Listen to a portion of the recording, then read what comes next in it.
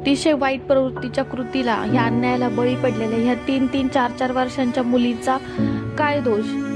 गुन्हेगारांना बिलकुल सुद्धा कायद्याचा धाक राहिलेला नाहीये. आज जर छत्रपती शिवाजी महाराज जर असते तर अशा प्रकारच्या लहान लहान ह्या कोवळ्या जीवांवरती अन्याय अत्याचार करणाऱ्या ह्या नराधमांना महाराजांनी काय शिक्षा केली असती? कल्पना करा.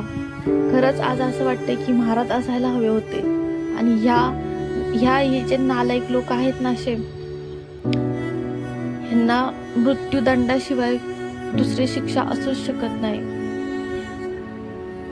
स्वतःच्या मुलीचं असे हाल झालेले पाहताना किंवा तिचं ते मृत शरीर हातामध्ये घेताना त्या वडिलांचं काळीच काय म्हटलं असेल, त्या आईला किती वेदना झाल्या असतील ह्याची कल्पना सुद्धा करवत नाही. आज अख्खा महाराष्ट्र रडतोय ह्या चिमुरड्यांसाठी. ह्या नालायकांना फाशीची शिक्षा झालीच पाहिजे.